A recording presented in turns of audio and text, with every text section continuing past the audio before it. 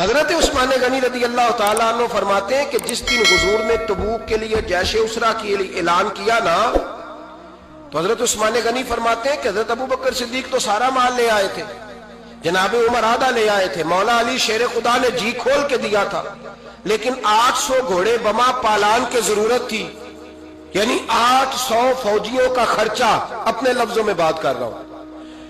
فوجی کا خرچہ کیا ہوتا تھا کہ فوجی کا گھوڑا بھی چاہیے، گھوڑے کے ساتھ کجاوا بھی چاہیے، تلوار بھی چاہیے، نیزہ بھی چاہیے، تیر بھی چاہیے، لوہے کی جیکٹ بھی چاہیے۔ حضرت عثمان غنی کہتے ہیں نبی پاک نے اعلان کرنا شروع کیا، ایک دفعہ اعلان کیا تو میں نے کہا حضور 200 فوجی کا خرچہ میرا۔ نبی پاک نے دوسری دفعہ اعلان کیا تو کوئی اٹھا ہی نہیں، جنہوں نے دینا تھا وہ تو سارا کچھ پہلے ہی دے چکے تھے، کوئی اٹھا نہیں۔ کہتے ہیں مجھے بڑا عجیب لگا کہ میرے مصطفیٰ اعلان کریں۔ حضرت عثمان غنی فرماتے ہیں، شاہ ولی اللہ صاحب نے ازالت الخفا میں لکھا ہے کہ یوں پکڑ کے کہتے ہیں میں نے اپنا نا گریبان پکڑ لیا، عثمان تیرے نبی کو اعلان کرنا پڑ رہا۔ کہتے 1000 فوجی کا خرچہ چاہیے تھا، 1000 کا۔ عثمان کہتے تیسری دفعہ حضور نے اعلان کیا تو کہا یا رسول اللہ 200 اور ڈال لے۔ سنو سخی کس کو کہتے ہیں؟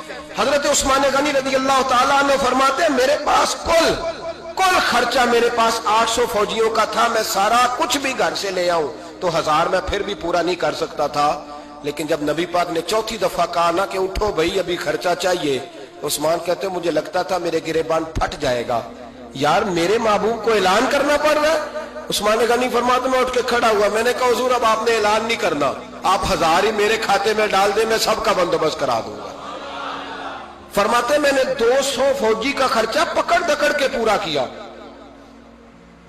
200 کا خرچہ، غریب اصل میں اللہ سے تجارت نہیں کرتا اس لیے امیر نہیں ہوتا، غریب اللہ سے تجارت کرے نا، اللہ سے اس کے رستے میں 200 دے کے 70 گنا کی امید رکھے یہاں بھی وہاں بھی، پھر امیر ہو جائے۔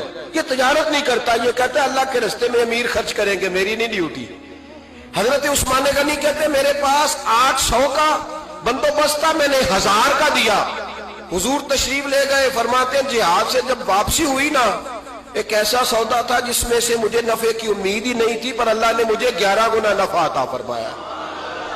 مالا مالے سخی نہیں ہوندے، سخیاں کل مال۔ لیکن نا جنت البقیع وہ والا قبرستان جس میں کوئی دفن ہو جائے تو نبی پاک کی سفارش کا حقدار ہو گیا، وہ والا قبرستان جس کا نام ہی جنت ہے۔ وہاں نا ایک یہودی اپنے جانور باندھا کرتا تھا، تو سرکار ایک دن اس طرف گئے تو واپس آئے، حضرت عثمان غنی قریب کھڑے تھے، نبی کریم صلی اللہ تعالی علیہ وسلم نے فرمایا عثمان اس جگہ کی طرف ذرا چکر لگانا، جگہ بڑی اچھی ہے۔ عثمان غنی گئے، جگہ خرید کے واپس آ گئے۔ حضور نے فرمایا ہوا ہے؟ عرض کی حضور خرید آیا ہوں۔ فرمایا میں نے تو چکر لگانے کا کہا تھا۔ کہا یا رسول اللہ آپ نے یہ بھی تو فرمایا تھا جگہ بڑی اچھی ہے، تو جس کو آپ نے اچھا کہہ دیا یہودی کے پاس تو نہیں نہ رہنی چاہیے، تو میں نے خرید دی۔ شرم نہیں آتی لوگوں کو۔ حضرت عثمان کے بارے میں بات کرتے ہیں، جس قبرستان میں سیدہ پاک بی بی صاحبہ حضرت فاطمہ الزہرا آرام کر رہی ہے، وہ زمین حضرت عثمان نے تحفہ دی ہے۔ حیا نہیں آتی بات کرتے؟ شرم نہیں آتی؟ یہ صدقہ سیدہ فاطمہ کا ہی ہے، انہی کے لیے اللہ نے تحفہ دیا، اور اس کے پیسے حضرت عثمان غنی نے ادا کیے۔ پھر اس قبرستان میں سیدہ پاک نے آرام کیا، پھر اسی قبرستان میں عثمان ابن مسعود نے آرام کیا، پھر اسی قبرستان میں حضرت حلیمہ سعدیہ لیٹی ہوئی ہے، اسی قبرستان کے اندر نبی پاک کی زوجہ سیدہ عائشہ آرام کرتی ہے، پھر اسی زمین پر میرے محبوب کے پیارے نواسے امام حسن آرام فرمائے۔ حضرت عثمان غنی رضی اللہ تعالیٰ عنہ کے بارے میں بات کرتے تیری زبان نہیں کانپتی؟ ان کو بات کرتا ہے جن کے تحفے اہل بیت نبوت نے قبول فرمائے اور وہاں آرام کرنا انہوں نے پسند کیا، اتنا بڑا جرأت مند ہو گیا تو۔ حضرت سیدنا عثمان غنی رضی اللہ تعالیٰ عنہ سخاوت کی تو کمال کر دیا حضرت عثمان غنی، اور پھر ضرورت سے زیادہ پیسے دے کے۔ وہ کنویں کی بات بڑی معروف ہے، میں نے بس اشارہ کرنا ہے، نبی پاک نے بھی اعلان کیا تو بڑا ہی اعلان کر دیا، فرمایا وہ میٹھے پانی کا کنواں ہے، قبضہ یہودی کا ہے، جو بندہ خرید کر وقف کرے گا نا اسے کیا ملے گا؟ تو حضور نے فرمایا میری جیب میں جنت کی ٹکٹ ہے۔ میں اسے جنت دے دینی. یہ ہے عرض جنت, یہ طیبہ کی زمین ہے. جنت بھی یہی, مال کے جنت بھی یہی ہے. جنت لے لے مجھ سے, لے لے. حضرت عثمان غنی گئے, اس کو کہا بھائی کنواں میرے ہاتھ بیچ دے. کنویں کی قیمت تھی 500-700 دینار. تو حضرت عثمان 500-600 دینار کل کنویں کی قیمت تھی. جناب عثمان غنی گئے, یہودی کو پتا تھا کہ یہ خریدنا چاہتے ہیں. فرمایا یار یہ کنواں بیچ دو. کہنے لگا نہیں بیچنا. فرمایا قیمت منہ مانگی. کہنے لگا قیمت میری مرضی کی. کہا تمہاری مرضی کی, اپنی اپنی اوقات ہوتی ہے نا قیمت لگانے کی. تمہاری مرضی کی. کہنے لگا میری شرط ہے, میں ایک دن کے لیے کنواں دوں گا, ایک دن میں ایک دن آپ. فرمایا یہ بھی منظور ہے. کتنے پیسے؟ اس نے کہا میں 3000 دینار لوں گا, 500-600 کا ہے. حضرت عثمان غنی فرمانے لگے تو نے اپنی اوقات کے مطابق 3000 مانگا ہے, میں 40,000 لے کے آیا تھا. اپنی اوقات کے مطابق مانگا. 40,000 دینار میری جیب میں. یہودی کہنے لگا عثمان تو تاجر ہے, اور عام تاجر نہیں, عالمی سطح کا تاجر ہے. لوگ تیری تجارت کی مثالیں عرب میں دیتے ہیں, پر 500-600 کا کنواں 40,000. فرمانے لگے مسئلہ کنویں کا نہیں, مسئلہ مصطفیٰ کے فرمان کا ہے. وہ جو حضور کا فرمان پورا کرنا ہے نا, اس کے لیے 40,000 تھوڑے ہیں. میرے پاس تھے ہی اتنے جو لے کے آیا ہوں. حضرت عثمان نے پیسے چکائے. اس نے کہا ایک دن پانی ملے گا. فرمایا منظور ہے. وہ ایک دن بیچا کرتا تھا پانی. حضرت عثمان نے اعلان کر دیا جو میرا دین ہے نا فری پیو, اپنے بھی پیو, بیگانے کا اعلان کوئی نہیں کرنا, میرا کوئی پروگرام نہیں. لیکن آپ مطلب ہلکا ہلکا ایسے ایسے دیکھیں گے, سوچیں گے, غور کریں گے. او بھائی پیسہ بھی بانٹنے سے, چلو بولو تو صحیح نا, اس پر بھی آپ حامی تو بڑھے نا, سچی بات کر تو لینی چاہیے نا. چلے عمر آپ 2 سال کے بعد کر لینا, 6 سال کے بعد کر لینا, پر ہاں نہ تو صحیح کرے نا. پیسہ بھی ہمیشہ بانٹنے سے. ملا رومی رحمت اللہ علیہ فرماتے ہیں کنویں سے سادہ پانی نکل جائے تو تازہ آ جاتا ہے, اور اگر پانی کنویں کے اندر رہے سارا ختم نہ ہو تو باسی ہو جاتا ہے.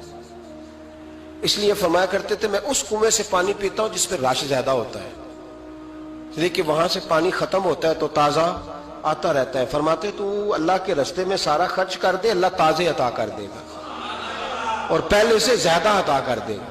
میرا آپ کا مسئلہ یہ ہے کہ تجارت بندوں کے ساتھ ہے.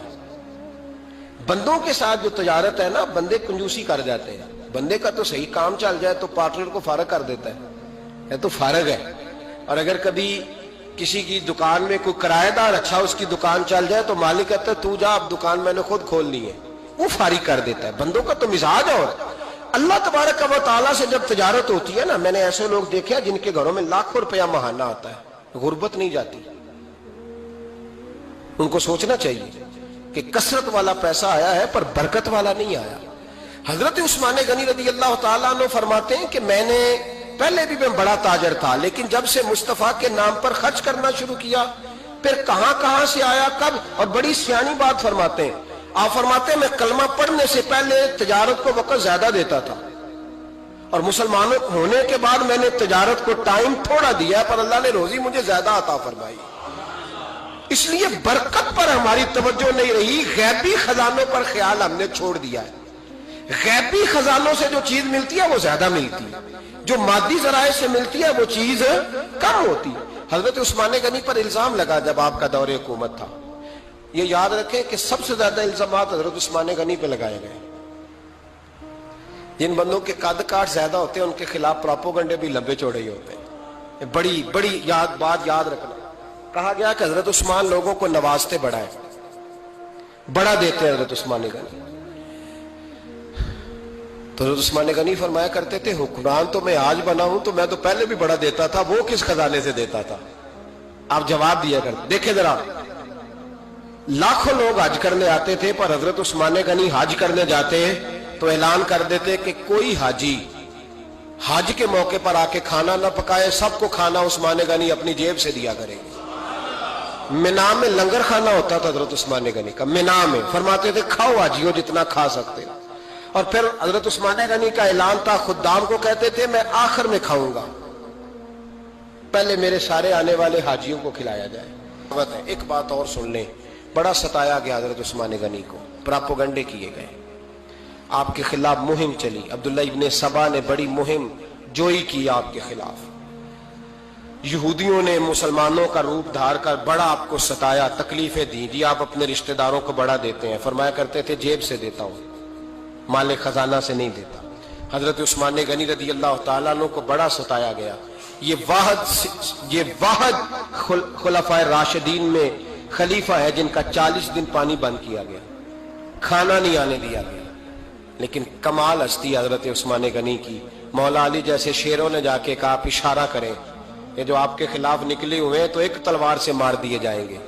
تو حضرت سیدنا عثمان غنی فرمانے لگے میں وہ والا مینڈا نہیں بننا چاہتا جس کی وجہ سے مدینے کی گلیاں رنگین ہو جائیں، امن کا کعب خلافت چھوڑ دیں۔ فرمایا حضور نے کہا تھا اللہ تمہیں ایک قمیض پہنائے گا، لوگ اتارنا چاہیں گے تم نے اتارنی نہیں، صبر سے، حوصلے سے، اطمینان سے۔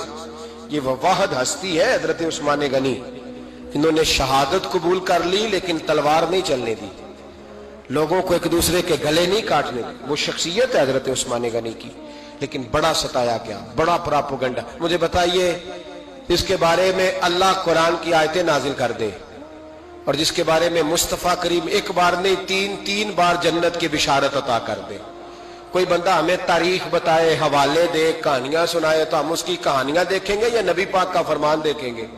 بولیں، جا کے بولیں، جا کے۔